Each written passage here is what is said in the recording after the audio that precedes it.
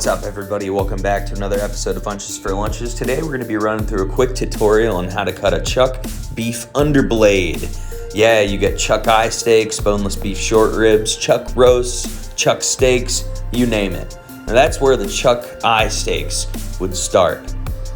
Well, or end, I guess you could say, because right now you'd be moving up to the neck of the animal. Yeah, that's the chuck eye steak, or as they call it, the poor man's ribeye. Because as the primal moves down, that's where the ribeyes would actually begin on the cow. It's where the chuck eyes would end and the ribeye begin, you could say. But usually I use the meat I'm trimming off the side here for some stew or grinds later. And I'll cut about a 5-inch section off. And what that does is it allows me to separate the chuck eye meat from the boneless beef short rib meat. And so what you do is you V out this fat, as you can see here, and you peel it away. This is ever so satisfying to do when you're actually cutting it. Peel the chuck eye away from the boneless beef short rib. And I'll show you the difference here.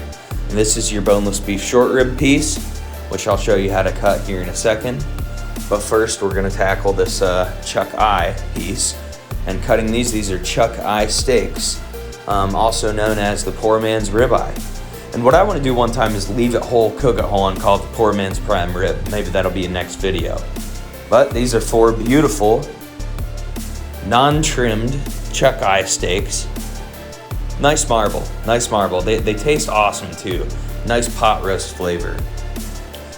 And what I do with the boneless beef short rib piece is I cut it long ways, about 2 inches. I open it up, fold it on its side, right?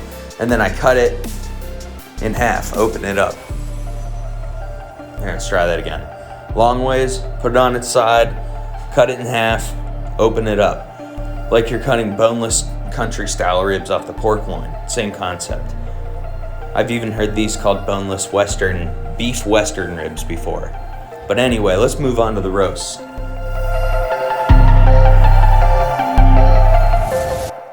And the roasts are the easiest part. You just draw your lines, figure out where you want your roast to be at. Usually you get about 3 to 4 pound roasts. The marbling in this one was fantastic. And that's the thing with the chuck underblade. It's got so much fat in it, but it cooks down and it gives it more flavor, and it infuses throughout the meat and makes it tender as ever. Cook it low and slow, it shreds apart. Barbecue pulled beef sandwiches, stew, you name it. But thanks for watching. If you guys have another cutting tutorial you want to see, let me know. We'll see you next time on another episode of Untch for Lunches.